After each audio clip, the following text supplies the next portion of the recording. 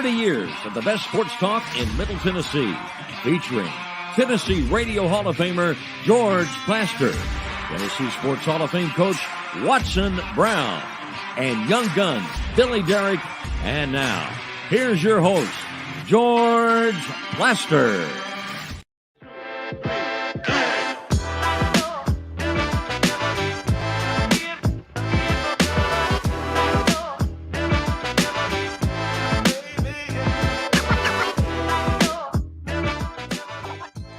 Hello again, everybody. Welcome in. It is a beautiful but kind of cold Wednesday in Nashville, Tennessee.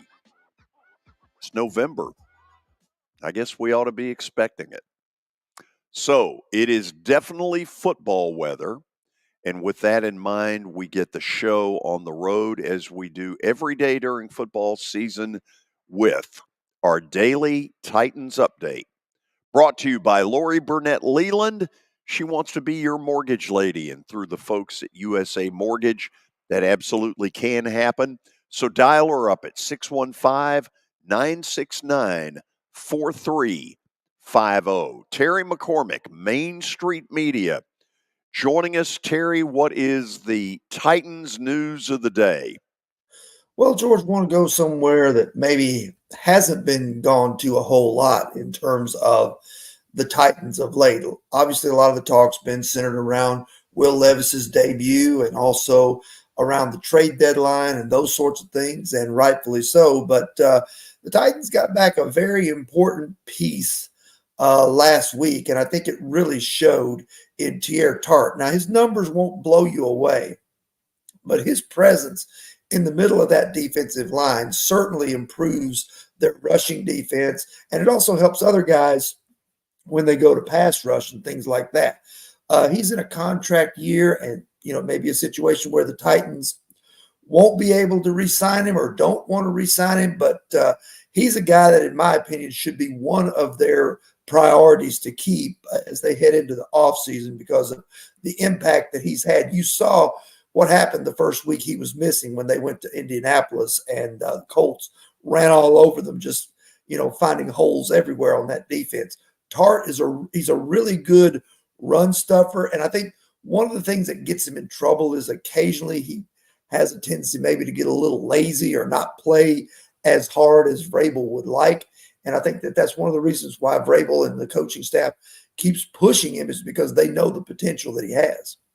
Terry, don't you think all of us got caught off guard by how valuable he is when we saw what Indy did?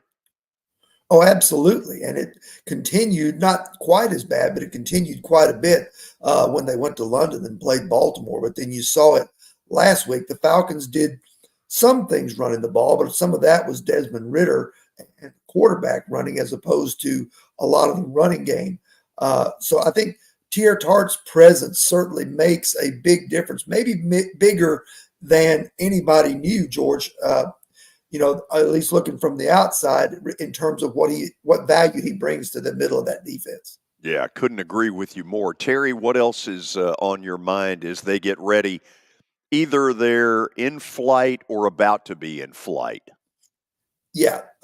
Well, the injury report will bear watching not only from the Titans side, but also from the Pittsburgh side. Pittsburgh's dealing with a quarterback situation with Kenny Pickett having, I think it's a rib injury. And so they're wondering if he's going to be able to suit up and go. He told reporters that he was going to play. If not, they would have to go with Mitch Trubisky. Neither one of those have exactly been great shakes this year, but it certainly bears watching on the Steelers' end to see who the Titans will face when they head up there to what was formerly known as Heinz Field. Terry, don't you think a little bit of a word to the wise that this is going to be a tougher situation than what Will Levis ran into against the Falcons? Number one, Pittsburgh is a really loud, tough place for the visitors. And number two, they've got a great pass rusher in TJ Watt, not to mention the fact that there's some others. This is going to be harder.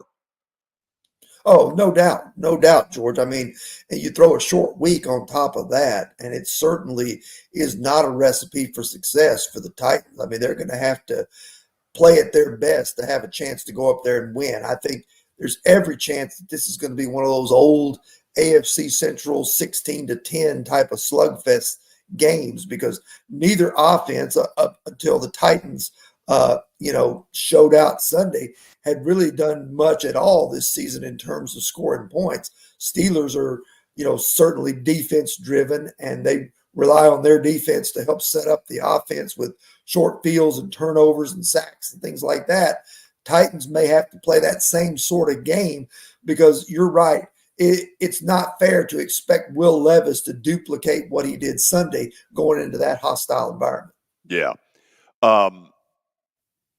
The other thing we don't know is what will the field look like? It was a quagmire Sunday when they played Jacksonville.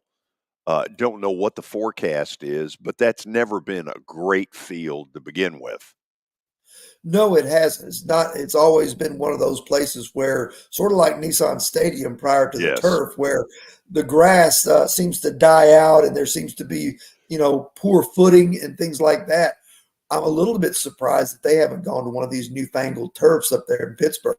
The other thing, too, is that there is one end of the stadium. I think there's like an open end or whatever of the stadium up there, and that plays havoc with field goal kickers. Now, the Steelers kicker over the years, he has figured it out, but few others on the visiting side have done that. So Nick Folk has not missed a kick all year, but he's got a challenge on his hands to keep that perfect string going up there in Pittsburgh.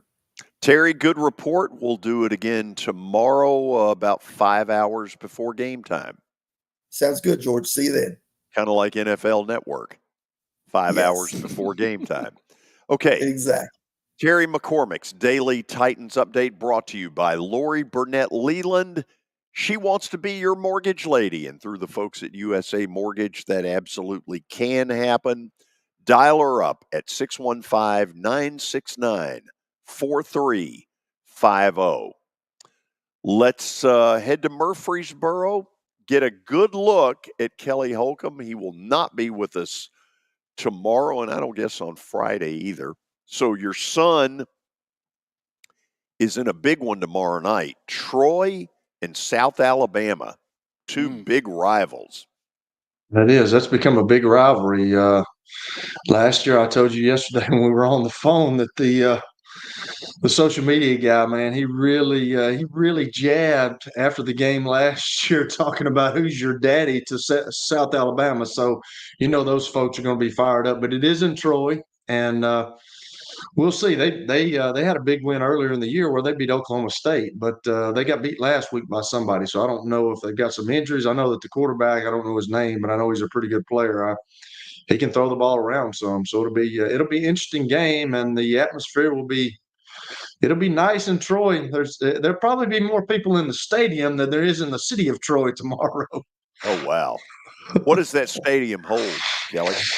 I don't know, George. I really don't. I think they're averaging like 28,000 folks at a game right now, but I think it's probably 35-ish, I would say, something like that. Yeah. Count all the seats and give us a report on Monday. Yeah, I'm not going to do that. Sorry. And another thing I was going to tell you, I heard Terry talking about Heinz Field. It's probably been renamed by now, but Heinz Field is like a nursery school when it came to Three Rivers Stadium. I don't know if you were ever in Three Rivers Stadium, George. Did you ever go to that stadium? Went to a baseball game once. That was the loudest, scariest place that I'd ever played in, because when I went there, I was a rookie and I was with Indianapolis, and we went up there, and the linebackers they had was Kevin Green, Greg Lloyd, Lavon Kirkland, and Chad Brown. They had pretty good group. They had a really good group, and they had Carnell Lake and Rod Woodson in the secondary. And when those people start waving those towels and they start jumping up and down, the whole stadium shook, and it was a scary place. And I can remember Jim Harbaugh. We've got Jim Harbaugh on the news, but he got hit one time. I think it was by Lavon Kirkland, but I'm not sure. But he bit through his lip, and you could pull his lip up, and you could fit a quarter You could fit a quarter through it. It was unbelievable. And I was glad. I was like, I'm glad I'm on the sideline because I'm actually still scared of them dudes. Nice. Man, the field is going to – Terry's right. The field is going to look like those old, Browns-Steelers games. Oh, yeah. Early 2000s, Titans-Ravens type where, the field – nobody cares what the field looks like. It's just about winning 10-7 or 13-10. 13-10. Do we have an update? We do. And okay. Troy's stadium capacity, 30,470. 30, so okay. Somebody counted it. Even though you wouldn't, did. somebody Not me. did. I couldn't. I couldn't tell you, man. Somebody counted it. College football playoff first rankings revealed last night. Number 1, Ohio State. Number 2, Georgia. Number 3, Michigan. And number 4, Florida State. And look, a lot of this is splitting hairs. If I were on the committee, I don't care what their rules say. When you've won back-to-back national titles and you're still undefeated, until you lose, numero uno. Now, I'm with you. That might be why I could never be on the committee. Ask me if I care. Yeah, I don't think they would have you on the committee, George. Kelly, thank you. When we need your help on that, we'll ask for it. I thought it was interesting. You had some teams move up. Like Ole Miss is number 10 now. LSU is 14. So Tennessee's at 17. So there's still some teams kind of hanging around. I don't think LSU will obviously get in the playoff, but there's some teams that'll creep up closer up there to the top 4 as we get closer. But we've also got NFL news. The Bears have fired David Walker, running backs coach. A source told ESPN that Walker's dismissal was because of his behavior in the workplace. He had been previously reprimanded by Bears Human Resources for workplace conduct, and a second such instance led to his firing. So it doesn't look like things are going well in Chicago. No. They're 5 and 30 something the last couple of years. How are they that bad? Like, why hasn't something changed? They have no offense. None. And they're waiting on Justin Fields, and I'm not totally sold on that just yet. I don't know. He's got to have some more people around him. He's got to have a little bit better guys up front. But yeah, they're the epitome of not going anywhere. If you watch the first half Sunday night, they played with no zip. No. I mean, it was just clinical. Catch, throw, first down, boom. Just kept happening. Yeah. Also, George, you called it in Oakland. I keep know. wanting to say we all do it. But they have cleaned house basically. Josh McDaniels out. He gone. I think OC out. He gone. I think one of the staff or one of the GM. General manager. Yeah, the GM is out. Ziegler got fired. So here's who should get fired: Mark Davis. But he's the owner. He's the one doing all the fires. I think he's a problem in this. You think he should fire himself? I don't know how you do that.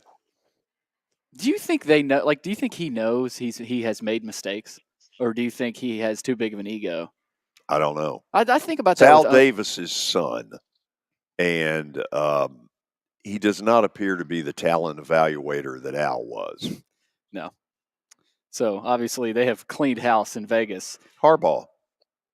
And making room for Harbaugh. Okay. I mean, think about it.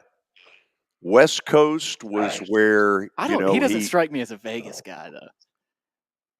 As a guy that would want to coach. I don't know. What does that even mean, Billy? Like, I feel like there's coaches that wouldn't want to. They would just turn down, like, coaching in Las Vegas. No, I'm not coaching there. So you don't think Harbaugh fits the bill on that, huh? No. Would I fit the bill? Well, you said you love Vegas, so maybe you would. So here's the thing, though. I mean, look, it's an easy rumor. Any moron can make this one up. But he he got a team to the Super Bowl by way of the West Coast.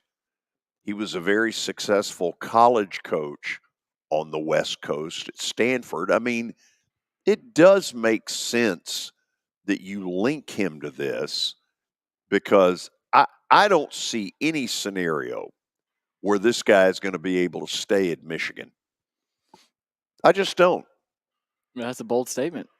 That is a bold statement, George. I don't know. I mean, I don't know. We'll see. That's why this is so interesting, because there's stuff coming out every minute, it seems like.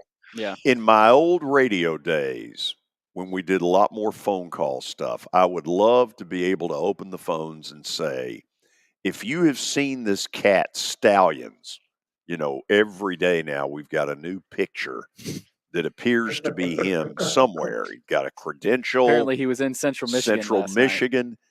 If you've seen him, let us know. Tell us where you saw him. It's just funny at this point. And one time I did that, and I'm trying to think.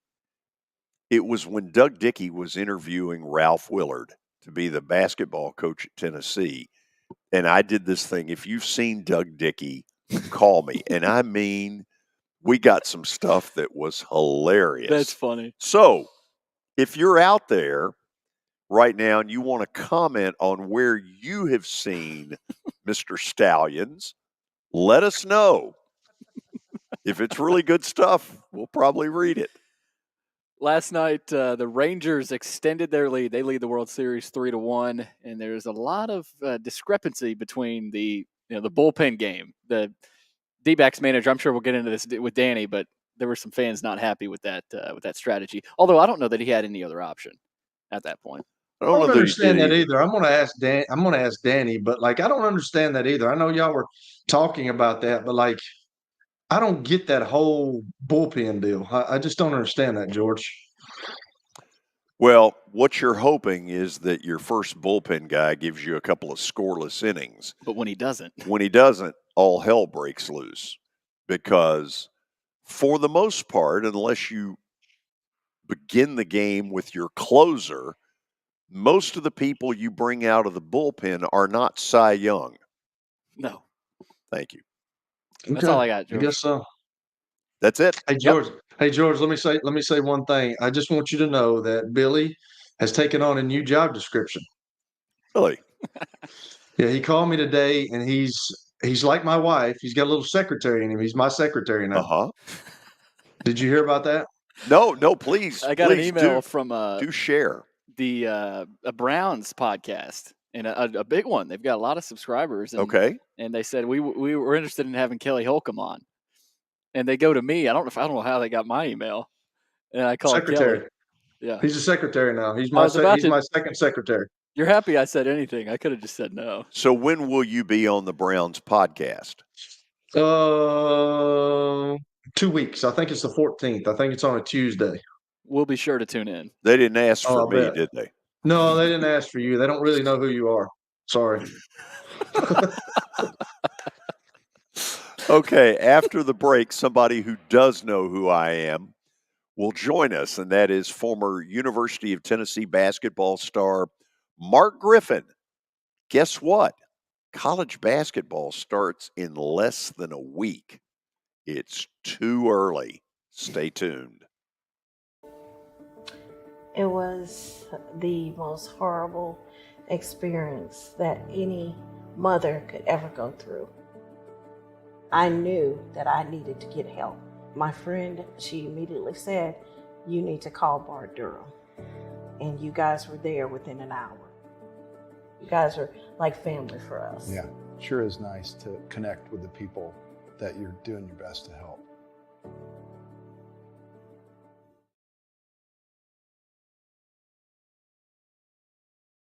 As the trusted premier custom home builder in Middle Tennessee, Donnelly Timmons has over 20 years of experience in the industry. Whether you're looking to build your dream home or renovate your current home, their team will ensure that every client and every remodel is unique, luxurious, and completed on time within budget. Founders Dustin Timmons and Joey Donnelly have over 25 years of construction experience in the Nashville area. Together, they have completed projects in Forest Hills, Oak Hill, Green Hills, Franklin, and Brentwood. Dustin and Joey believe that communication is the most important aspect of all construction projects. Therefore, they personally manage each project themselves and are involved in job site activities on a daily basis. Their commitment to quality and integrity has earned them an outstanding reputation among their clients. Contact them to set an appointment for a free consultation or to view some of their completed projects. Give them a call at 615-456-7983 or log on to DonleyTimmons.com. I'm Watson Brown. I'm Kelly Holcomb. I'm Billy Derrick. We're the George Plaster Show. We've been Nashville's best sports talk for the last 30 years. And you know what? We still are. Catch us live weekdays from 2 to 4 p.m. Central Time in Nashville on YouTube, Twitter, and Facebook. Also, the podcast version is available on Spotify and Apple Podcasts. Looking for more than just awards and trophies? Southern Trophy House is your one-stop solution. For over 60 years, their team has created lasting impressions with a personalized touch. From embroidery to screen-printed apparel to corporate awards, signs, and name badges, they have everything you need to keep your brand shining bright. With their knowledgeable customer service team, you can relax as they create, produce, pack, and ship merchandise and awards on time and on budget. That includes etched crystal awards, custom-cut acrylic, name badges, embroidered Richardson ball caps, banners, screen-printed T-shirts, laser-engraved Yeti cups, and knives. Recognize your hard-working team from Southern Trophy House, where they do their best to help you recognize your best. Located at 2705 Nolensville Pike in Nashville, give them a holler, 615-256-7295. Visit southerntrophy.com. Southern Trophy House, for all your personalization and recognition needs.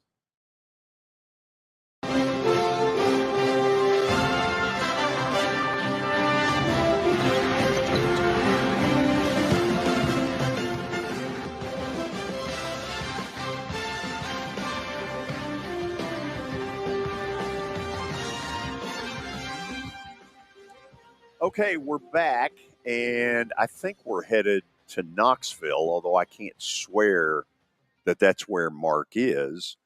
But either way, he joins us. Hello, Mark. Good afternoon, guys. Where are you? I'm on campus at UT, believe it or not, in a marketing Haslam business building. Oh, that's right. Had a meeting here today with some esteemed individuals, and I was fortunate enough to get a little private room so I could hear you, and hopefully you could hear me. Obviously, in the past, I've been at airports and parts of unknown, so I will show up anywhere I need to, George, to be on you guys' show. You have proven to be a man for all buildings. So let me ask this, because I spout this out a lot, that college basketball is beginning at least 2 weeks too early. But I never played at that level. Do you feel that way? It's interesting. I think now with TV pretty much dictating everything that goes on, is this too early? It never really crossed my mind. What is different, George, from the past, and we talk about the past, us people that are older, is used to everyone would start on their preseason practice October 15th. And we used to call that Knoxville Hell Day, because back then Coach DeVoe had plenty of trash cans out around the basketball courts, and someone was throwing up for sure the first day of practice. That's just how it was back then.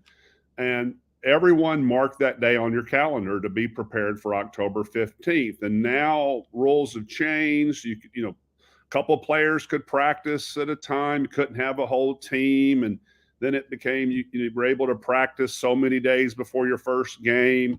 So everything's just evolved. So, but to me, I'm excited whenever someone can be on the court, exhibition game or not. And I know you have been. And so let's just get first out of the way. your early impressions of what you think Tennessee is going to be.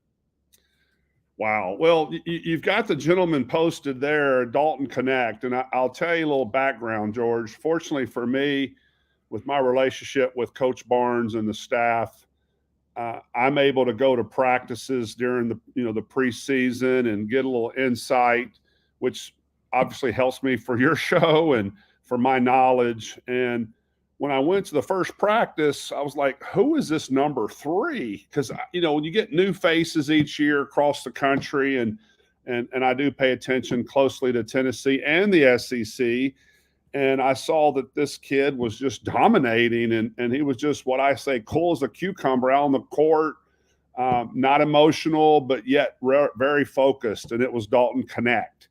And I was like, this kid is a difference maker. And you've got all these recruiting pundits that talk about ranked transfers, ranked high school players. Connect was not even ranked out of high school. Now, he was ranked out of before he transferred over when he played JUCO. But there's so much that the UT fans and SEC fans don't know about this guy, or didn't know until he had his breakout game against Michigan State. But he's the real deal, George. So that was one of the things that really stood out, was how well he played. And in addition, which I know we'll get into, was the depth that Coach Barnes' team has this year is probably the best depth that I've seen him have. I'm not saying it's the most talented team. I don't think you'll have 4 pros come out, this season like they've had in the past. But as far as meeting the needs for this team to be a championship caliber team, I really feel very strong towards this team this year with UT. So everybody's got them as an NCAA tournament team. Some people have them as high as number 1 in the SEC. Mm-hmm. Art, in your mind, what's their ceiling? Wow. George, when you look at what we go through this every year, you and I talk on the phone during tournament time, as far as what attributes do you look for teams to advance in the NCAA tournament? First and foremost is guard play. You need someone who can get a bucket.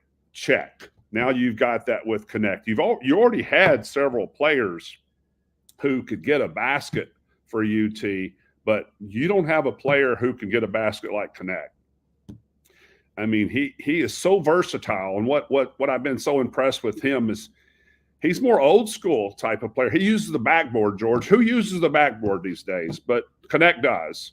He can go left. He can go right. He's got a flat three-point shooter, which he's going to have to work on because of a big's guarding him. He's going to have to get off the ground. But once again, guard play. Another thing, defense, check. Tennessee checks the box there. The third check is their bigs shoot free throws very well. So when it gets to crunch time and you're making substitutions, as a whole, I think this team will finish in the top 3 in free throw shooting as a team. And those are the 3 checks that I look at that equals success. And that's one of the things that's been thrown out at Coach Barnes is, how far does he really advance in the postseason tournament when you get into the NCAA tournament? And I really think they've met those needs for this season. And I'm expecting the best seasons he's had since he's been here. And I'm not just because I'm here on campus. I really feel that way, George. Another guy who has heard a lot of this same kind of talk is John Calipari at Kentucky. Mm-hmm. And Mark, I guess this is a memory that just won't quite go away for me. As I'm walking out of the arena downtown after Vandy beat them in the Friday night SEC tournament thing, the level of anger that I heard out of Kentucky fans in sort of a we've had enough, it's time for a change, blah, blah, blah. What do you think's going on up there? Ooh. He can handle the pressure. It's obvious he can. Fans aren't happy, but I think that the expectations are so high for his program based on the talent. But it's interesting, what's been proven over his tenure is talent alone doesn't win championships. And Kentucky fans, give them credit. They want championships. Whew. They want NCAA championships, not just SEC, not just great seeding. They want banners. And I applaud the Wildcat Nation, Big Blue Nation, for that. You look at this team this year. This is going to be a really interesting season. You know, this is the first year he's not had a top 15 ranked team since he's been at Kentucky. But yet the talent, he's got 3 of the top 6 players from high school and 4 of the top 16. In addition, George, everyone's going to have to buy a media guide when they go to a Kentucky game. They have 11 new players this year. It's unheard of to be able to turn over a team that much. And it makes you wonder about, will the light bulb come on by March? And will there be chemistry, or will there be division of players trying just to get their own? And yes, go to the NBA and be stars, which is great. He can laud them all they want, but it's about college coaching and the team environment and chemistry and getting championships. And if he doesn't do it this year, I don't know if they're ever going to do it. Interesting. Okay, say hello to Kelly Holcomb. Kelly, say hello to Mark Griffin. Mark, how you doing? Good, man. Been following you. Do a great job. I'm glad to be on here with you. Well, I appreciate it, man. I'm sorry that you've at whatever time that you met George, man. I apologize, man. I'm sorry. Do you realize, Kelly, that's been 35 years? 37 years ago. That long? You're starting. Wow. Mark worked the Sam Newton basketball camp. Wow. And I was also a camp instructor. For the kids. Yes, for the little tykes. Here was our one play. It was this, and the 4 kids that couldn't play were supposed to go to the corner and yell, and the one kid that was really good would get the ball and do whatever he wanted to do while the other 4 were screaming and yelling. And 6-year-olds, it can work.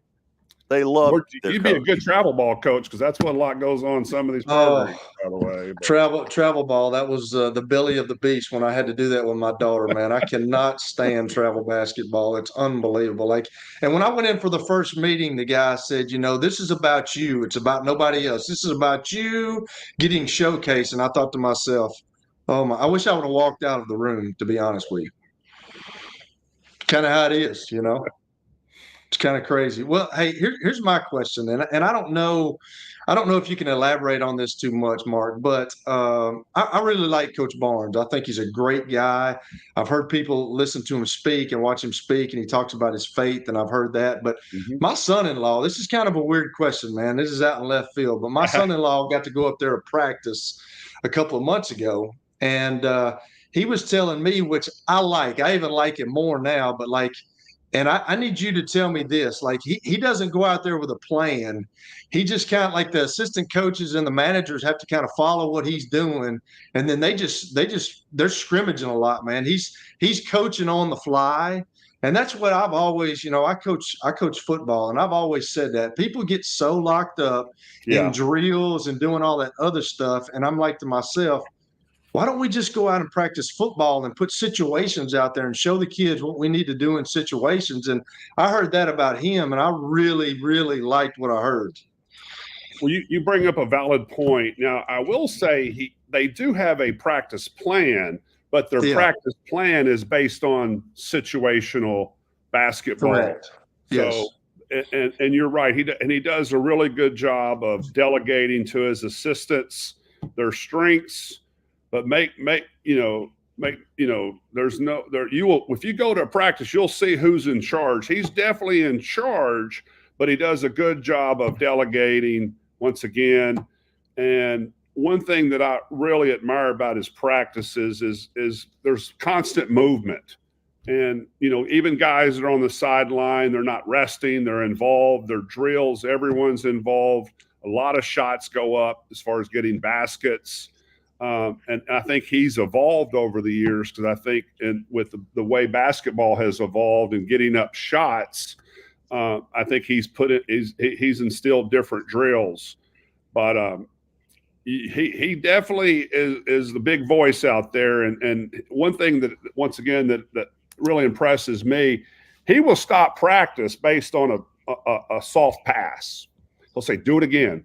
And if it's not exactly the way he wants it at a particular angle, run it again. And he will get on anybody. He will ride anyone on that team. And I admire that because you hear these things that players aren't as tough as they were in the past. I don't know if that's the case or not. I think if you love the game, you will do whatever you've got to do to win and be competitive at whatever cost it is. So I think it just goes back to the individual, not what era we're in. And Barnes has not lost any steam at all. I don't know how old he is, but he's got tons of energy. So kudos to him. And I'm sure there's other, and not just to focus on Coach Barnes, the coaches are out there, in the SEC and the nation right now that are trying to get their guys prepared. A lot of preparation goes in this, as you know, looking forward to a new season. And you got a lot of programs that have a lot of it that are really excited because everyone's 0-0 right now. So that's right. So I see where in these exhibition games, I saw where they went to. Did they go to Michigan State? Yes. They played well. Yeah, they played well at Michigan State. What did you get out of that exhibition game against the Spartans? Because I think they're preseason ranked number 4, are they not? That's exactly right. Good call. You know your stuff for a football guy. Okay. I'm trying.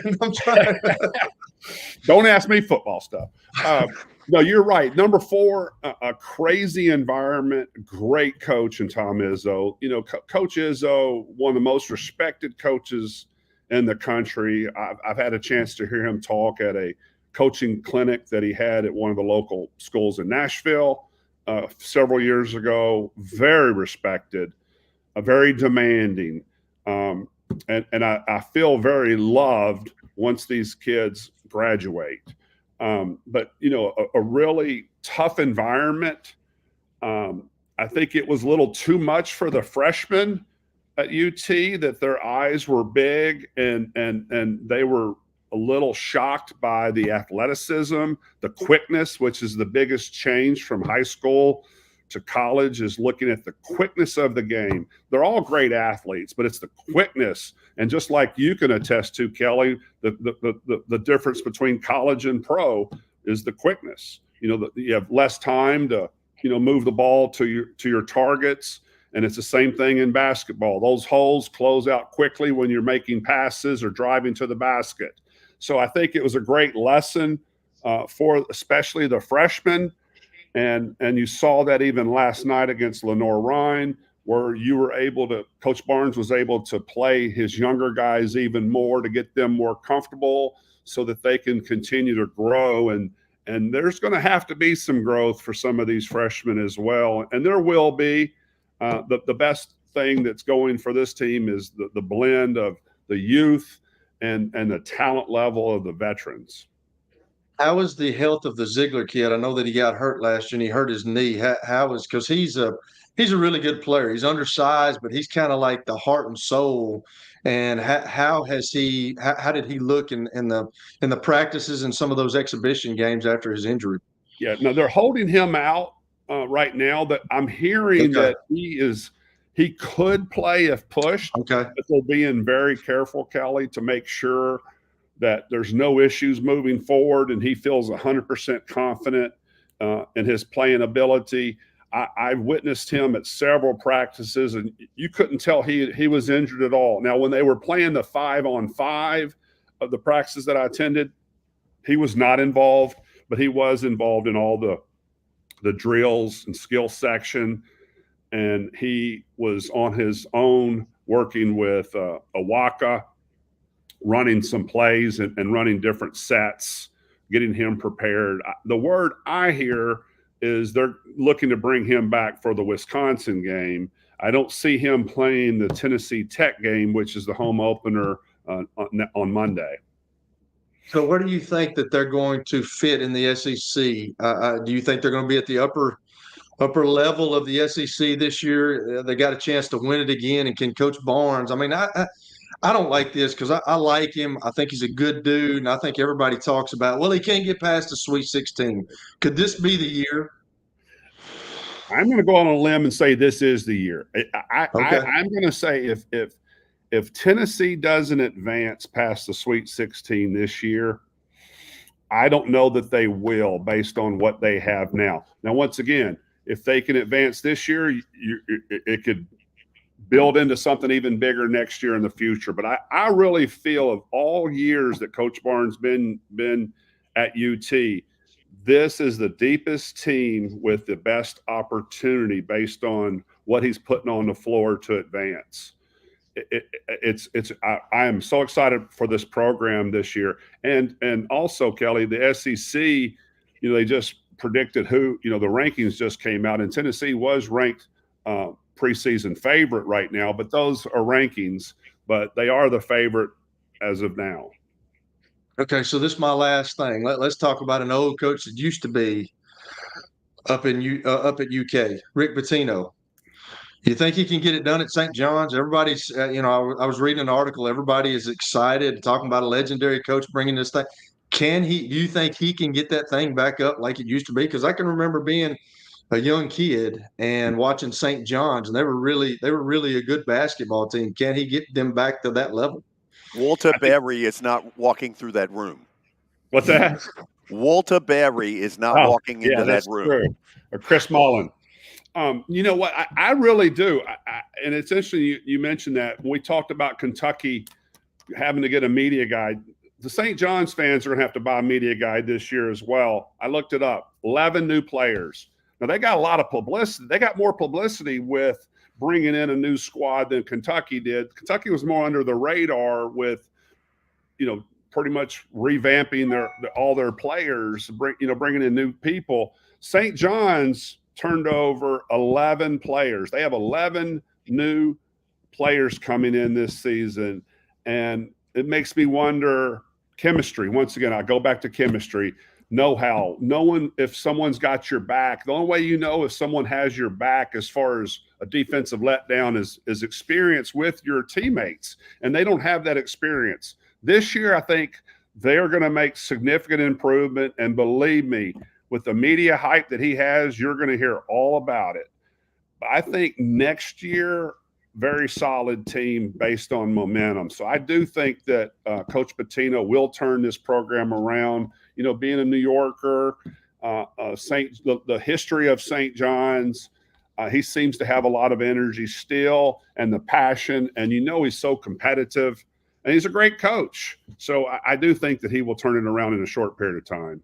St. John's is basically the Colorado of this basketball offseason. So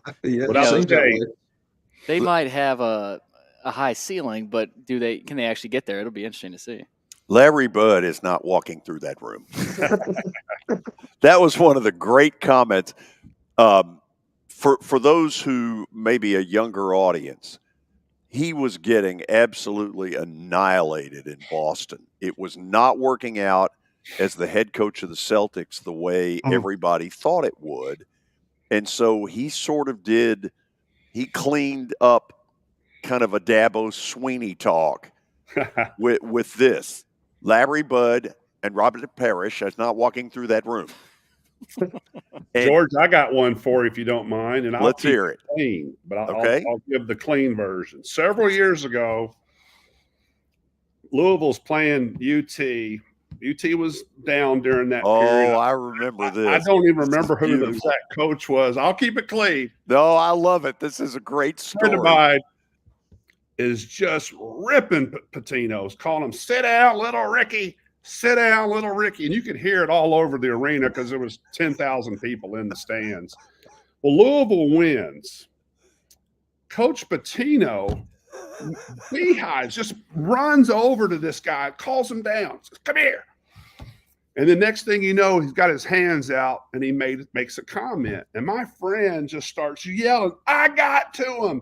And I said, "What did he say to you?" He said, well, he you made can go. Yeah. He goes, go something yourself, go something yourself. And my friend just blurted out, and you knew that Coach Pitino was pissed, but he let this one guy get to him when they won the game, but yet he was going to let my friend have it. That's Coach Pitino. These egos, these guys have such big egos. Why would you let one guy say, sit down, little Ricky, the whole game? And then you have to flag him down afterwards. When you've won your game, get out of the arena and go home. That's a beautiful story. Great. I remember when you first told me that. Mark, thank you as always. Look forward during the season to more of this stuff. Oh, looking forward to it, guys. Larry Bud is not walking through that. Larry Bud. Yeah. Rick Pitino. Well, how old is he? Like 80 now? Good gracious. Pitino. He's in the 70s. 71.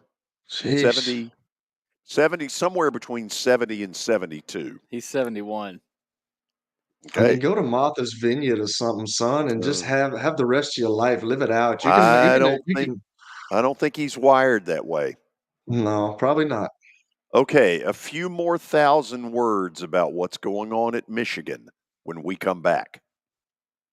Forget the fact that Sir Speedy Music City is owned by my BGA classmate James Warren. Their work stands on its own merit. James and his staff do incredible work, as evidenced by the huge banners at the Plaster and Friends Celebrity Bowling Night.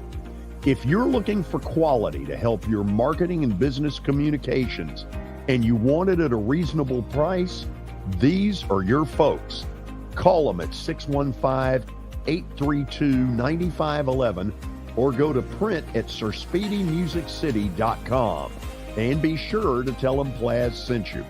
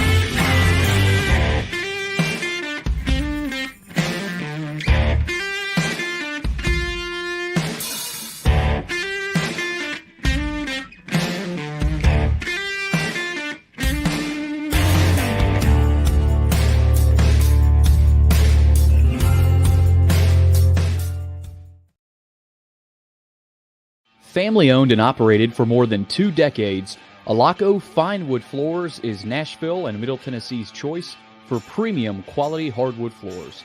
Since 1995, Jimmy Alaco and his army of employees have embodied the approach of taking pride in one's craft and providing superior customer service, growing from a one-man shop to a team of 23 professionals who share the founder's passion for quality craftsmanship and customer satisfaction. If you are interested in contacting them, you can find their headquarters at 2505 Winford Avenue in Berry Hill, or give them a call at 615-356-0303. Again, that's 615-356-0303, or log on to alacofinewoodfloors.com. Alaco Fine Wood Floors, serving Middle Tennessee's hardwood flooring needs since 1995. Over the years, more men have started to seek help for hormone deficiencies and imbalances, and Dr. Jeffrey Lodge and wife Daphne, along with their experienced staff, give men the treatment required to improve their quality of life, improve your immune system, energy level, cognitive function, and more. There's no better time to achieve a healthy lifestyle. What are you waiting for? Give Cool Springs MD a call today for an appointment at 615-486-3458 or visit the website coolspringsmd.com. For over 35 years, Wilson Bank & Trust has been committed to providing customized banking solutions to help individuals, families, and businesses in Tennessee achieve their goals. As your full-service community bank, we are proud to offer loans with competitive rates, local decision-making, and fast, friendly service from our experienced lenders. No matter where you are on your financial journey, Wilson Bank & Trust is ready to help you take the next step. Visit your nearest Wilson Bank & Trust office or online at wilsonbank.com to get started today. Member FDIC, Equal Housing Lender.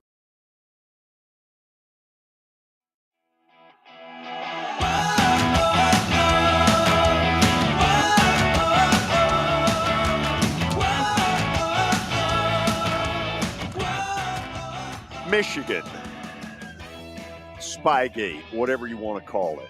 With each passing day, there's something new. Yesterday, it was a picture of the guy with a credential on the field at Central Michigan.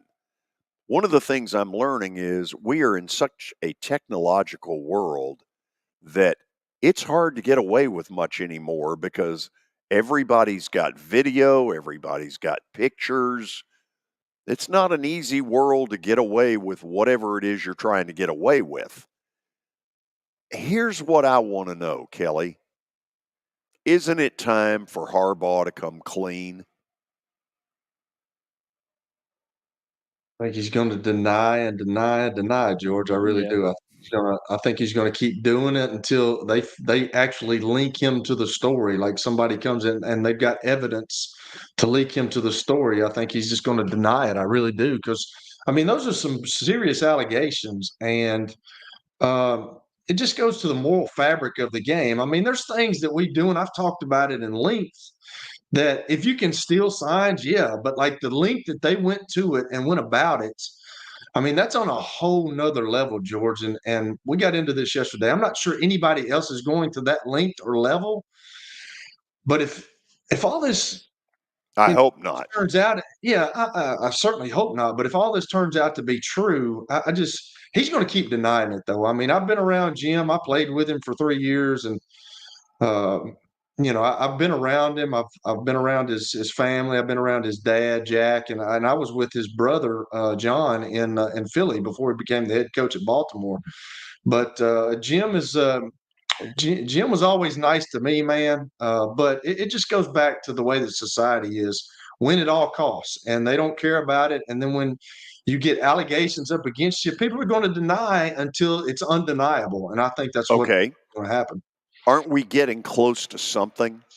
I think so too. But I mean, until it actually is black and white and it's out there, which it kind of seems like that's what it is already to me, he's not going to admit to it. Stallions, who thus far for, I guess, public consumption is nothing more than just a picture. But if he were to come out, this would be a perfect thing for 60 Minutes to say, here's the man in the eye of the storm, and now he's going to tell us what really went on. Okay? He could do one of two things. He could say, I did all of this on my own. I loved Michigan. I wanted to see him get there. I used a series of my own friends and blah, blah, blah. And then the interview starts into, cut the crap. Are you going to sit here and tell me that this guy is watching all of you all with all these little signs, and all of a sudden Ohio State goes into this signal and all of a sudden you all start reacting and Harbaugh just sits there and goes, oh, that's interesting. I mean, somewhere in here, you cannot have the reactions on the sideline that look like are going on and believe that the head coach knows nothing.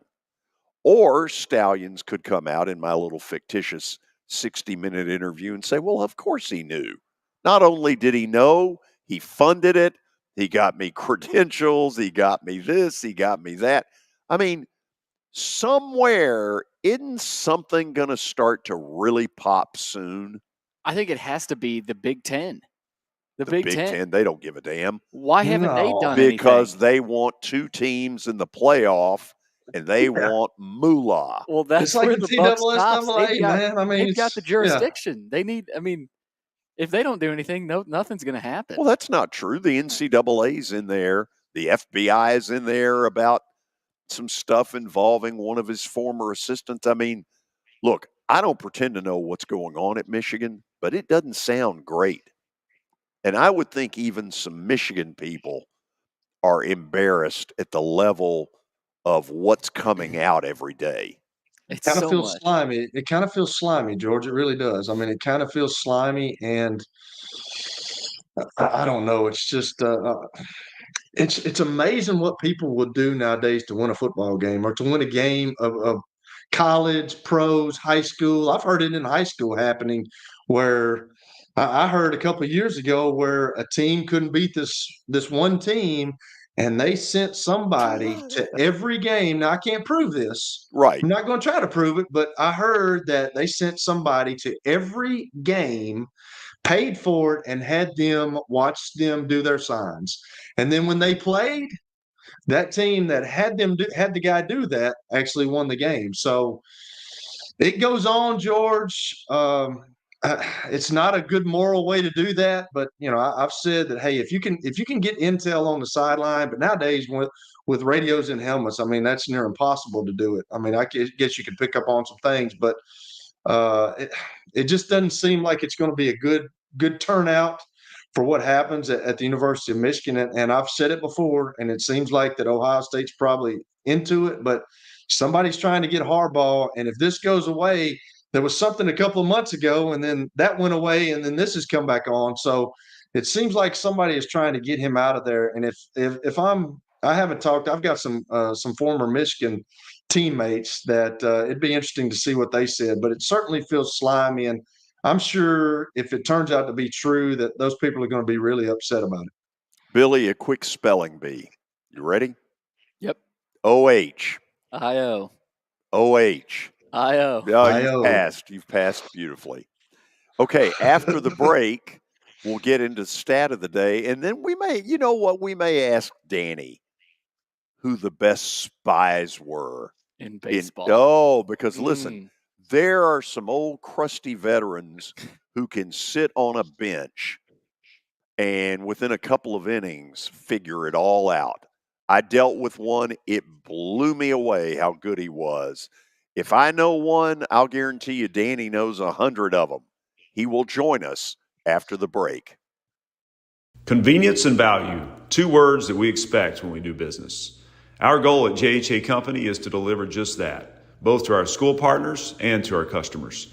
Whether you're purchasing photos, yearbooks, class jewelry, letter jackets, school spirit wear, or senior graduation products, we strive to make the experience easy, convenient, and cost-effective. Find out more at jhacompany.com or call 615-867-6345 for more information. JHA, one source, one company. You were in a crash. Yeah. Your kids were in the car with you. We're very lucky to even be telling this story to you. Nikki treated us like family, and she was very caring and loving, and I'm just so grateful for that. She was somebody I could trust, and being a veteran, that's so important to me. My kids are going to have a better life now because I don't have to worry about those expenses that we were out. Your family has really created a legacy of trust, and I would recommend you to anyone.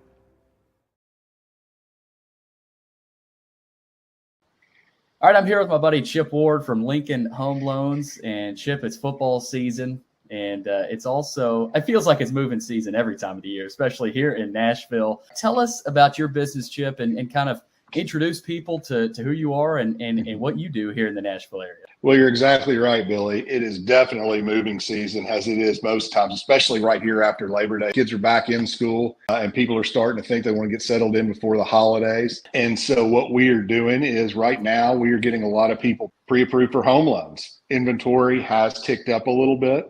It has been down, but it's rebounding a little bit. And right now is a good time to buy. Chip, real quick before I let you go, tell people how they can reach you. And if someone is interested in your business, how would they reach out to you? Well, sure. At Lincoln Home Loans, you can reach me at 615-500-7579. My URL for my application page is chipward.net, and my email address is simply chip@chipward.net. And so I'd love to hear from anybody. I can answer any questions about the whole home buying and financing process. On Monday, November the 27th, I'll be playing host to the 3rd annual Plaster and Friends Celebrity Bowling Night here at the Strike and Spare on Lebanon Pike. Here's where I need your help. We have 64 foursomes that will play with 64 sports celebrities. We've done a good job in getting the foursomes, and now I need some of you as single players to sign up and get involved. The cost is $200. The proceeds will benefit the Last Minute Toy Store and the Martha O'Brien Center. And what I promise you that night is great bowling, maybe not, great food, a ton of fun, and in fact, I'll make this claim, more fun than any charity sports event you have ever been involved in. To get involved, simply email me, plastergeorge@gmail.com. Let me know whether you want to be in the 6 to 8 p.m. shift or the 8 to 10, and get ready for a night of bowling and fun you'll never forget.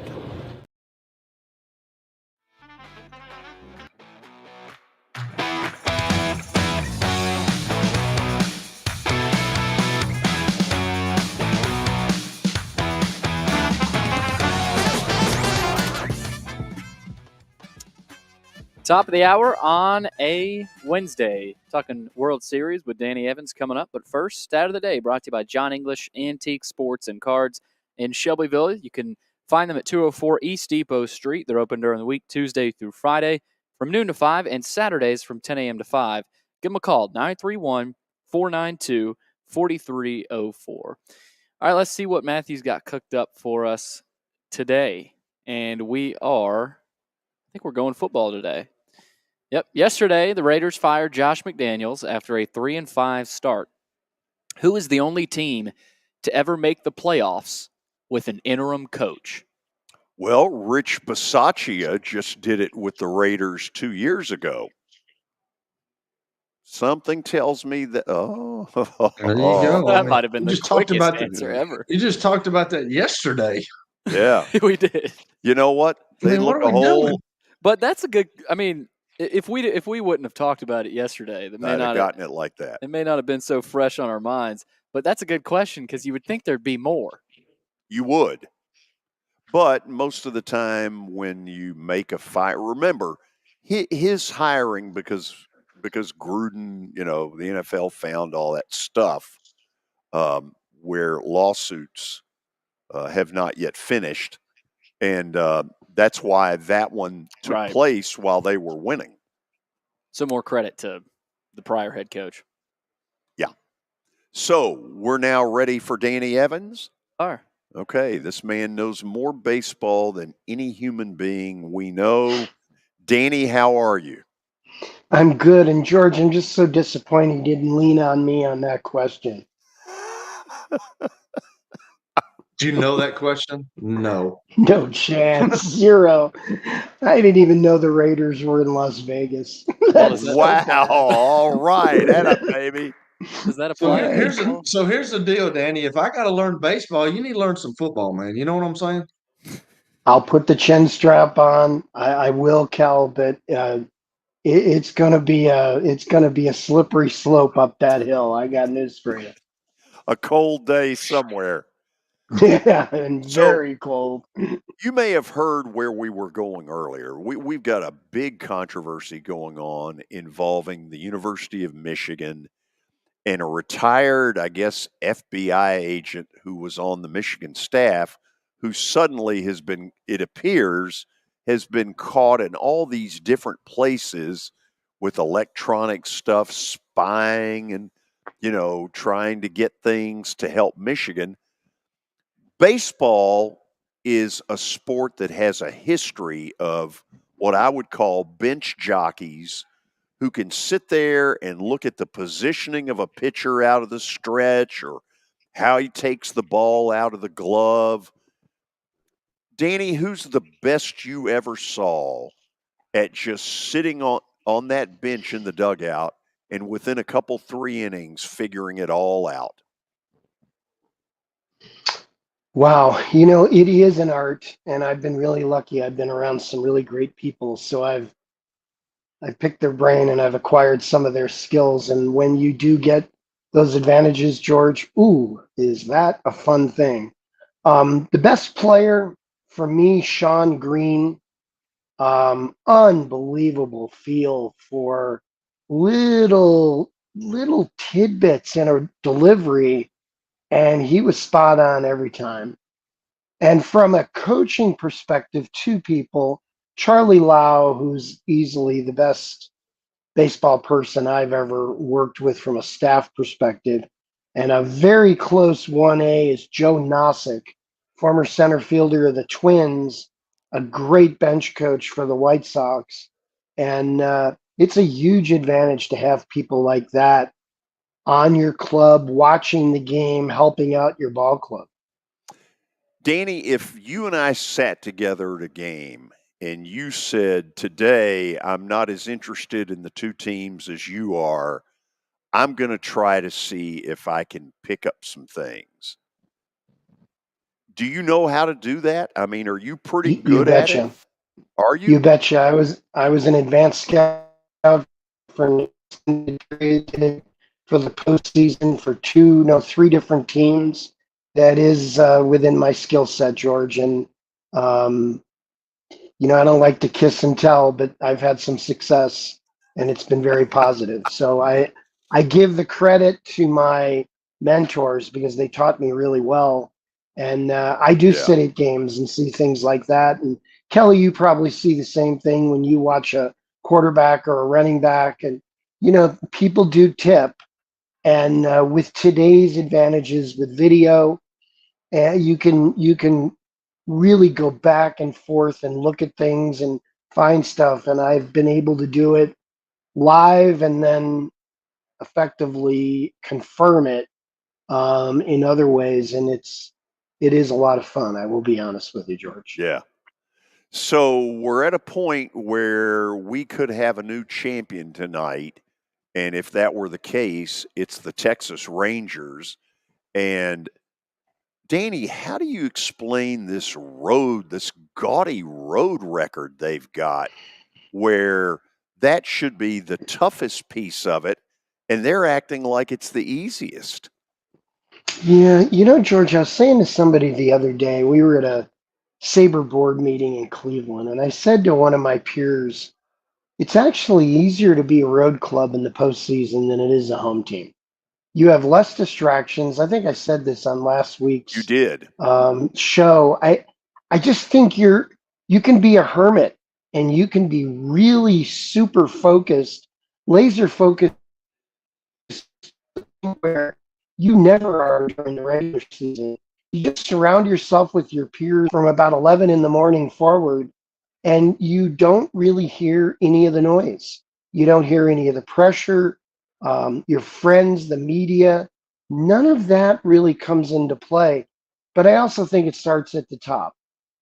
And I think Bruce Bochy is just extraordinary. And I've said that a couple times during the postseason. He's masterful handling the bullpen, but he's also masterful handling the psyche of a club. I mean, they lose Scherzer, they lose Garcia, and they're up 11 or 10 to nothing after 5 innings. I mean, Georgia, it just doesn't happen. And I think it's a real testament to how good a leader he is and how much his personality is taken on by that ball club. Okay, nobody with a brain could dispute any of that because this man's done this too many times. He's a first ballot Hall of Famer. Danny, here's what I want to know, though. If you really think about it, Bochy, yeah, the baseball world certainly knows, but I'm not sure he's ever gotten the total credit that he should. This world title, if he gets it, what does it elevate him to? I don't know if you can elevate him much more within the baseball world. I mean, everybody who has dealt with him, who has worked with or against him or been on the periphery, he's an absolute selfless non-promoter, George. And I think guys like that sometimes, look at shadows more because they don't have the great quote. They don't, entertain 200 people. He's just really good at communicating. He's funny as heck. But he's a direct communicator and he lets his players play. But I think what you have here is a situation where they come in late September and they stumble into the postseason. They have to win a 3-game playoff. Right. I mean, terrible. Yet, for the first 5.5 months of the year, they were the elite team in the American League. And, we all know Baltimore turned out to be that club, but Texas rebounded from a really difficult last weekend of the season, and they have had everybody in their rearview mirror since. So I think to fully answer your question, when he managed the Giants, a lot of people pointed to, some of the great players on that club, Baumgartner, and some of the really good players. But this was an unheralded team.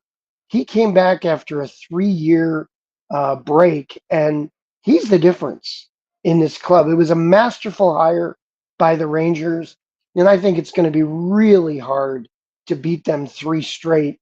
I think he's going to have a World Series title, and he's just one step closer to Cooperstown.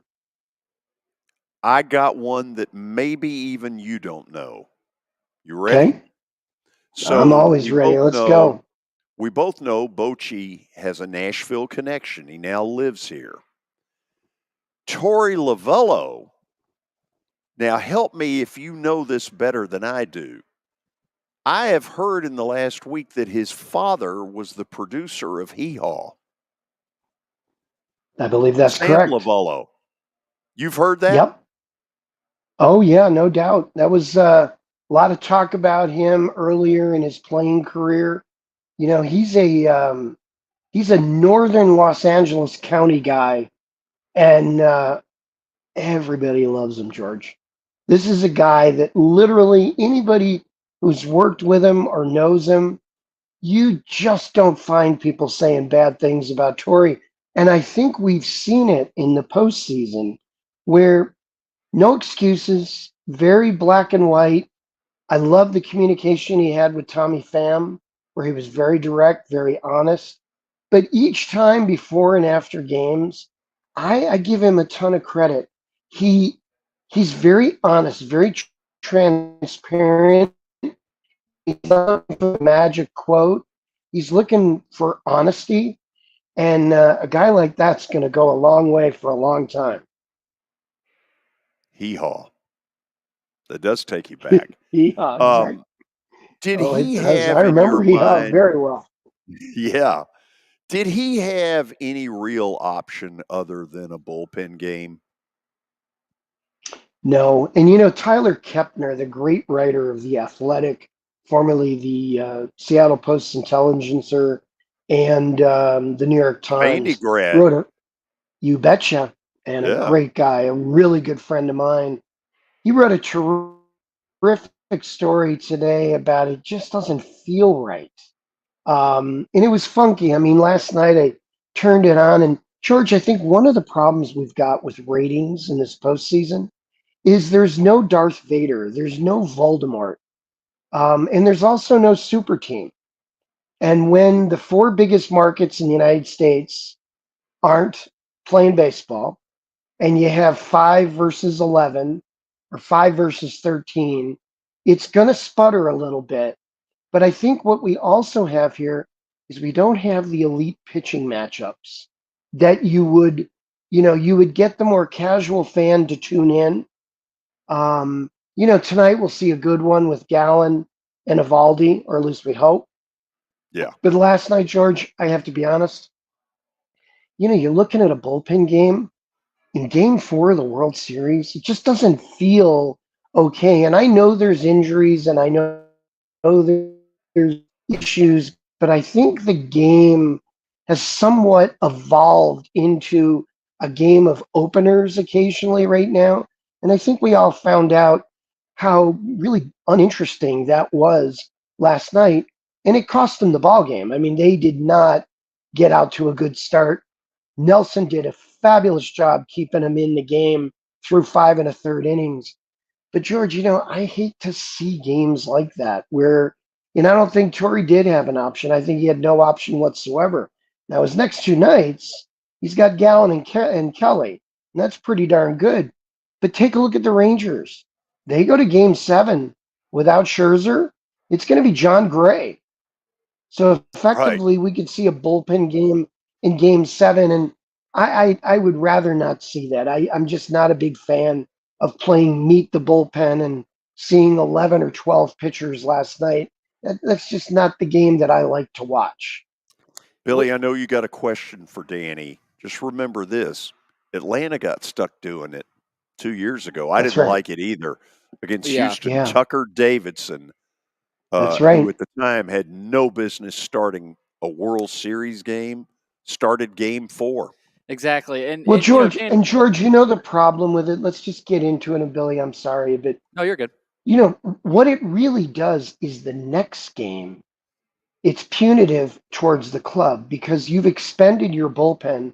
You've thrown 9 innings with, 7 guys, and all of a sudden you need some of them to get outs the next day. Now, that's not the case tonight. Tonight's a win at all costs game. But in Game 4, what we saw was he just emptied out the bullpen, trying to find a way to keep the game close. And George, the problem with that is tonight's game, that affects the bullpen. And that's what I can't stand about the openers because it just beats up your pen in a way that most people don't recognize. It's a really good point. Go, Billy. Danny, it's interesting looking at these two teams, and I have not been as interested in this World Series as, the diehard baseball fans. I think you were talking, the casual fans are probably not watching this. I mean, no disrespect to the sport of baseball. It just kind of is what it is. Do you feel like both these teams are just sort of running out of gas? I mean, last year they were not good teams. They were lower seeds in the playoffs, and it's kind of created this – they just look tired as teams and pitching staffs, of course. So do you think that's contributed to, I don't want to say a worse product, but, I mean, you see some high-scoring games and some pitchers struggling. Well, I thought the first 2 games were really well-played games. They're fun to watch. Last night's game was a little ugly, but it wasn't ugly if you were a Ranger fan. I mean, they swung the bat. Walker makes that error, and that changed the entire complexion of the game. It went from, a 5-0 game to suddenly a blowout. And that's what happens when you don't play. But no, Billy, I don't think they're running out of gas. I think everybody's a little tired on November 1st after you've been in uniform since early February. But I think what we have here, we have no super team. We have no Dodgers, no Braves, no Mets, Yankees. We're not looking at the Cubbies. We're not looking at the Red Sox. And market size is a big deal. The Dallas market is 5. But when baseball started the postseason, 10 of the 13 markets were reflected. Now you got number 5 and number 11. And what you have is you don't have the super player. Seager's great, but he's not known on a national stage like some other guys. You don't have teams that people love or love to hate. And I think as a result, the ratings, which are the worst ever in World Series history, I think the ratings reflect 2 things, and that is no Voldemort, no Darth Vader, and no super team and super player that everybody tunes in to want to watch to see play. Help me with this, Danny. Rangers win tonight, let's say. Yeah. Seager is the MVP of the series? I think so. So, yes. He lives here. Yeah, he and his brother are just absolutely great guys. And Corey, it's funny, George, when Corey was with the Dodgers, he was a little under the radar because of the superstars that were surrounding him. Yeah, sure. And he was a young guy, jumped out into free agency at a young age. And this guy can swing the shillelagh. I mean, he's one of the best hitters in the game. He can. But what we've got now is we've seen a guy grow into a role where he's a game time guy now.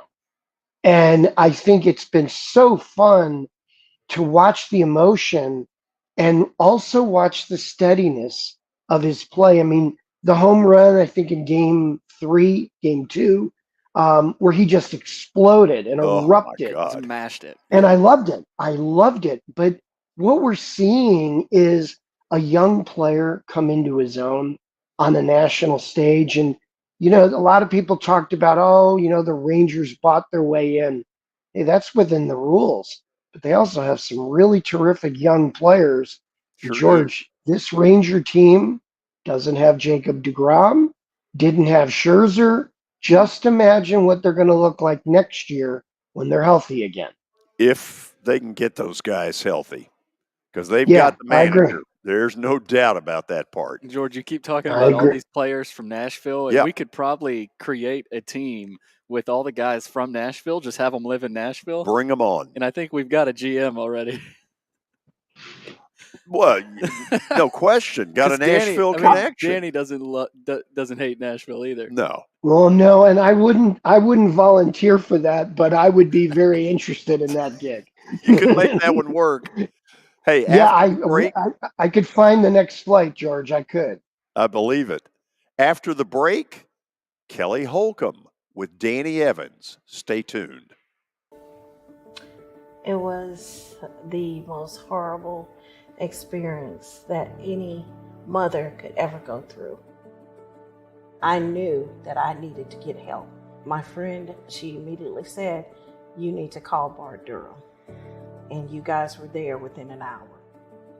You guys are like family for us. Yeah, sure is nice to connect with the people that you're doing your best to help.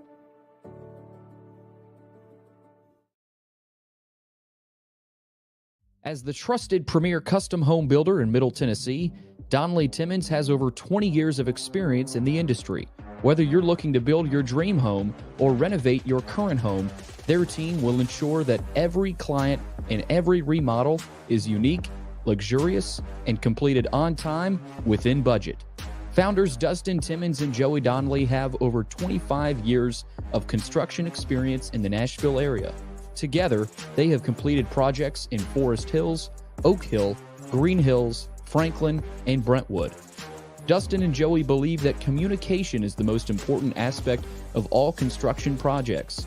Therefore, they personally manage each project themselves and are involved in job site activities on a daily basis. Their commitment to quality and integrity has earned them an outstanding reputation among their clients. Contact them to set an appointment for a free consultation or to view some of their completed projects. Give them a call at 615-456-7983 or log on to DonnellyTimmons.com. The George Plaster Show is Nashville's best sports talk, 2 to 4 p.m. Monday through Friday on Twitter, Facebook, and YouTube. There's a podcast version available on Spotify and Apple Podcast. Looking for more than just awards and trophies? Southern Trophy House is your one-stop solution. For over 60 years, their team has created lasting impressions with a personalized touch. From embroidery to screen-printed apparel to corporate awards, signs, and name badges, they have everything you need to keep your brand shining bright. With their knowledgeable customer service team, you can relax as they create, produce, pack, and ship merchandise and awards on time and on budget. That includes etched crystal awards, custom-cut acrylic, name badges, embroidered Richardson ball caps, banners, screen-printed T-shirts, laser-engraved Yeti cups, and knives. Recognize your hard-working team from Southern Trophy House, where they do their best to help you recognize your best. Located at 2705 Nolensville Pike in Nashville, give them a holler, 615-256-7295. Visit SouthernTrophy.com. Southern Trophy House for all your personalization and recognition needs.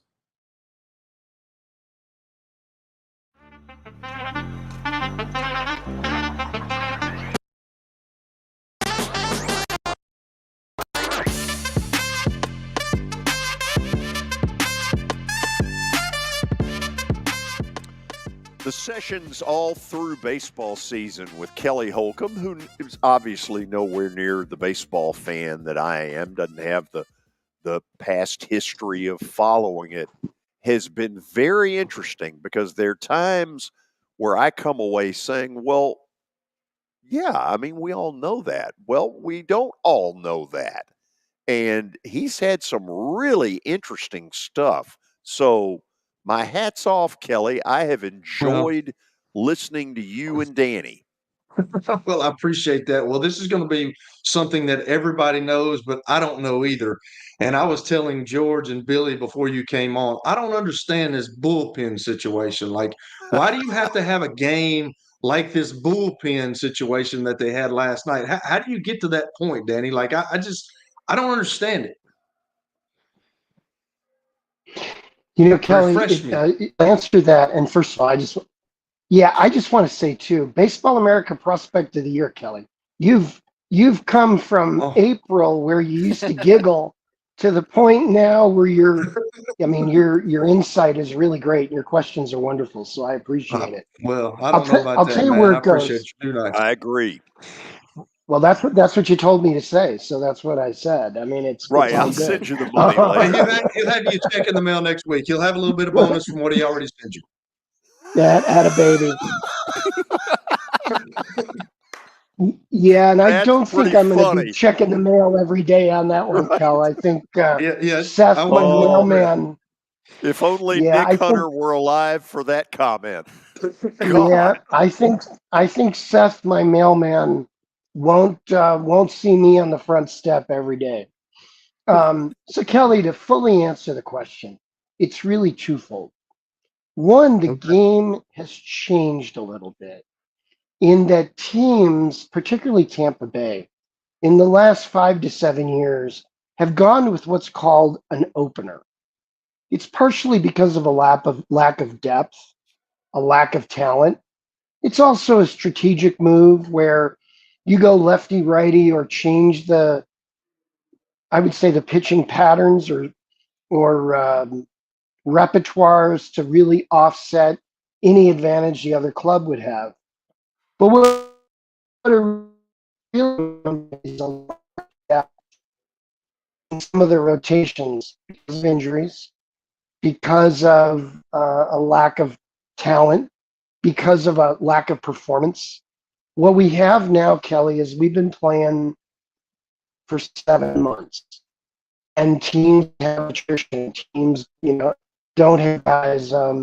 Jacob deGrom, who is an absolute lights out guy, has been out almost all season from the Rangers. This would be his night tonight. Scherzer gets hurt. Scherzer was a question mark 3 weeks ago. What we have here, more than anything, is a lack of starting pitching depth from most teams in the big leagues, and it gets magnified in the postseason when you're later in the year and you don't have options. You don't have guys to really reach down to. There's nobody playing in AAA, Kelly. Season's over. So nobody's really stretched out. So as a result, you go to your pen and you try to get 24 to 27 outs. The problem with that is the marquee starting pitcher matchups don't occur, and your chances of winning the ball game are just so different because you don't have that dude out there. Evaldi going tonight against Gallen. Both teams come to the ballpark thinking they have a chance to win the ball game. Last night, you didn't even know who's going to pitch the second inning for Arizona. I feel for Torrey. That's all he do last night. We'll see less of that these last 3 games, but I hated to see it in Game 4. So let me expand on that then. So if Mm-hmm. Arizona is able to get through the night, and this is a win at all costs, so he's going to have to use a bunch of folks if he gets into it. But That's right. it seems like with him doing that, if they do win tonight, that his bullpen is maybe in better shape than the Rangers going forward if they make it to Game 7. Is that true? Well, they've got their best two starters going the next 2 days. And they have a day off tomorrow, which always helps your pen, Kelly, especially when you're in an elimination game mode. As you pointed out, this is every out is magnified and less patience with adversity. The really tough test for a manager is he manages differently in a game where it's an elimination game. He can't play for tomorrow. He can't worry about Friday night's game. He's got the whole team rested tomorrow. Nobody's pitching tomorrow. So he'll trot out everybody he can tonight and Friday if, in fact, he plays. But Kelly, he does have two outstanding starters the next 2 days. I mean, Kelly was spectacular in his last outing, and Gallen was very good his last 4 innings of his first start. So what we have here is a chance for Arizona to get back into this and could even tie it before they go to a Game 7. And obviously, you're playing to win today's game, and you're not worried about the next one. So last night they get a 10-0 deficit. And they've obviously been mentally tough. They're a mentally tough team. They go to Philly and beat Philly 2 times, which I didn't think could happen. But do you think that gives them some confidence? Because they at least scored 7 runs. I mean, they made it, it wasn't really a game, but they scored 7 runs when they're down 10-0. So obviously that's huge for them going into the night to give them some confidence going into this game.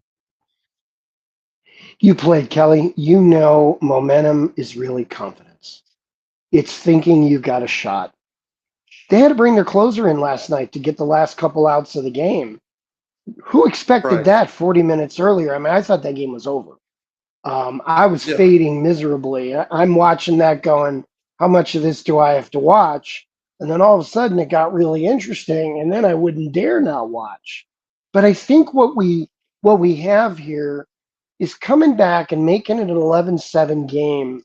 I don't necessarily know it's momentum, but I'll tell you what it is. It's, hey, we convinced ourselves that we've got some character and we are not going to give in. And I think what it also did, Kelly, is when you hit a club up like that in the last few innings of the game, it erodes the confidence of the guys who are on the mound. So when they come into the game tonight or Friday, I think the advantage is they're not feeling as good about themselves as they were prior. When that game was 10-0, I mean, the fat lady was in the first row and she was all warmed up. And the game over. All of a sudden, they crept in and looked at the rest of the way. She was definitely singing to begin the game with. So I know that y'all talked about Corey Seager, obviously a really good player. But if the Garcia kid doesn't get hurt, I mean, is he a shoe-in? Was he a shoe-in for the MVP? I mean, we don't know what. Like Adolis Garcia was really playing well, man. He was hitting the ball well. He's kind of the inspirational leader for that team. We don't know what he was going to do. Obviously, Corey Seager's done it, but like, would he be an MVP candidate for the series as well? Yeah, what a great story to release from 2 organizations and becomes a stud. I was leaning that way, Kelly, and I was leaning that way for one reason. That throw the other night from right field to get the guy at the plate was a massive play in that game. It had nothing to do with the bat. It had everything to do with the glove. The shame of it, and it really is, I mean, I hate to see guys get hurt, but I really hate to see guys get hurt when they're on the cusp of being a worldwide name, where people see them and go, wow, this guy is really coming on. He's a primetime player. I think the world saw a really great player. The shame of it is we're not going to see him the rest of the playoff. And I think it would have been a very interesting situation to see who would have garnered more votes. But now I think he's going to be hindered because of his lack of being able to participate. Yeah, this is my last question. This is probably a stupid question, but if you're in the Arizona Diamondbacks corner today and you're the coach, I mean, you looking to get a quick start, obviously, for the confidence of the team and kind of build off those 7 runs last night. 85% of the time, the team that's up 3-1 wins, Kelly. And when you know you've got that small a chance, you got to play the game from the first out of the game. You have to play at high octane. It's really important to get out to a lead because then you can manage the game accordingly. And when you get the lead, or if you get the lead, you got to pile on, you got to add. One of the magical parts of being in an elimination game is that both teams know exactly where they stand. The one team doesn't have the sense of urgency that the other does. And Kelly, sometimes that sense of urgency plays really well in the dugout because everybody's locked in. I would not be surprised at all to see the Diamondbacks win tonight's game and go back to Texas trying to win the World Series in Game 6 and 7. Danny, I got you. if I were Yes, the sir. commissioner, Yes, sir. I would hire Terry Francona that quick to be a roving goodwill ambassador. Oh my God. I mean, have you ever heard anybody say anything bad about Terry Francona? Never. George hired him for his first managing job. Hired him for his first job. He was the Gulf Coast League manager for the White Sox and then went to South Bend the following year. Terry has been one of my dearest friends in the game for 35 years. I absolutely adore him. I love him. And I think it would be a shame if baseball let him slip away. There's no better person, honestly, George. There's no better person in the game of baseball than Tito. He's an incredible ambassador for the game. It's impossible not to like him. And I think he's funny as hell. So I love the conversations of having him around. Well, I can't picture him not in baseball. I know. I mean, what else would he be doing? Yeah. Yeah, just his physical situation. I mean, he's had some real tough medical luck recently. I think he'll get a chance to take care of that. But the grind of managing a team 8 days a week is I mean, just took its toll on him. But Terry is vibrant mentally, and I think he would be a wonderful person to be in the game. I can't imagine the game without him, having been with him so closely the last 30, 40 years. I'd be crushed if he wasn't around. When we get off the air, I am dying to call you. I want to tell you about Saturday. I love it. Yeah, that Bill Plummer's backup, right? You had a really good conversation with Mr. Bench. Well, guys, one thing I will say is I know there's been a lot of shots taken at this series, but what we have seen is we've seen two clubs really play an exciting brand of baseball over the last month or so. It's no wonder how they got here. And I don't think this one's over yet. I still think we have some drama coming up this weekend. I hope you're right. I hope the Arizona fans get to experience a win in their park. And if Texas is going to win it, I hope they win it in Arlington. Danny, as always, thank you for the visit. Thanks, George. Thanks, Kelly. See you guys. He's terrific. He is the one and only Danny Evans. And after the break, I'd like to say I'm the one and only, but it's just simply Plaster's bet of the day. So hang with us. Convenience and value, 2 words that we expect when we do business. Our goal at JHA Company is to deliver just that, both to our school partners and to our customers. Whether you're purchasing photos, yearbooks, class jewelry, letter jackets, school spirit wear, or senior graduation products, we strive to make the experience easy, convenient, and cost-effective. Find out more at jhacompany.com or call 615-867-6345 for more information. JHA, one source, one company. You were in a crash. Yeah. Your kids were in the car with you. We're very lucky to even be telling this story to you. Nikki treated us like family, and she was very caring and loving, and I'm just so grateful for that. She was somebody I could trust, and being a veteran, that's so important to me. My kids are going to have a better life now because I don't have to worry about those expenses that we were out. Your family has really created a legacy of trust, and I would recommend you to anyone. Star Physical Therapy was established in 1997 with one great mission: to serve. If you're hurting, don't wait to receive physical therapy. You don't need a referral to see their physical therapist, and early morning and evening appointments are available. Make the call to 615-673-1420 and get rid of that pain. Star Physical Therapy, the official health provider of Football Friday. Over the years, more men have started to seek help for hormone deficiencies and imbalances, and Dr. Jeffrey Lodge and wife Daphne, along with their experienced staff, give men the treatment required to improve their quality of life, improve your immune system, energy level, cognitive function, and more. There's no better time to achieve a healthy lifestyle. What are you waiting for? Give Cool Springs MD a call today for an appointment at 615-486-3458 or visit the website coolspringsmd.com.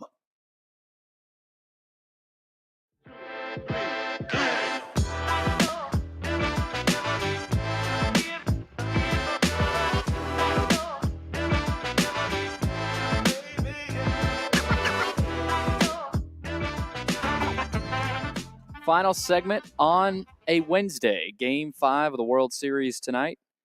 That is back in Texas, right? Or in Arizona? No, this is at Chase Field in Arizona. Final tonight. one at Chase Field. Yeah. Tonight. So Game then 5. They would go games 6 and 7 if necessary in Arlington.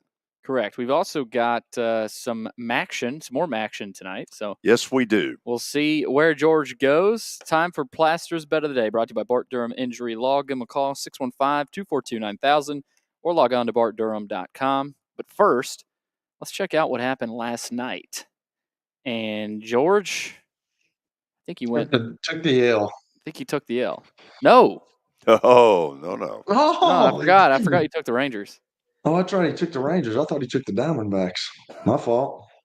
Hey, Billy, what kind of rock are you? Billy, what kind of rock are you under? Like, I'm not an aficionado of baseball, but I know that they're playing in Arizona tonight. Like, what are we doing? Well, I told you earlier, I'm not really watching this World Series. Like, but you got to know it's a 2-3-2 You're making deal. a living in this business. Yeah, but I'm not. I mean, I say I'm not watching. I'm not as glued. Like, if this were any other two teams, I mean, you weren't glued to the soccer. But you didn't soccer. know. Yeah, but how would I know? Given that I know virtually nothing about soccer. Yeah, Billy, grow up. Keep up. Listen to Kelly. I mean, grow up, dude. I mean, I knew that. I'm sorry, the D-backs and the Rangers are playing in the World Series. You're darn tootin' they are. And the Rangers are going to win it tonight, and it's going to be over. I hope it's not. I don't think so. I think the Diamondbacks will win tonight. I kind of do, but I wasn't willing to go out on that particular limb. And I feel bad about where I'm going tonight because you're not sure about your gift to the people? No, it's not that. It's not that. It's the team that I think is going to lose is coached by a really good friend. Let's put it up there. So you're allowing that to come into it, huh? Well, no, hold on. No, I'm bagging the friendship. Bowling Green is simply better than Ball State. Ball State is coached by a former Nashville Cats offensive coordinator, Mike New. Speaking of the Cats, we didn't get to that today. They're coming back. Talk to me about it. Is that not official? Well, I don't know. Talk to me about it. Jeff Fisher is bringing the Nashville Cats back. Well, or is that not official yet? I don't know. Okay. Well, I saw that today. Wow. I thought that would be a bigger topic point. I had forgotten to for it in the update. Oh, But wow. Wow. Okay. Okay. Well, Wow. I thought, do you not know this, George? I will not comment. That means not no, gonna- Billy. He don't. No, it does not mean no. Oh, No, it means doesn't. I'm not going Oh. to comment.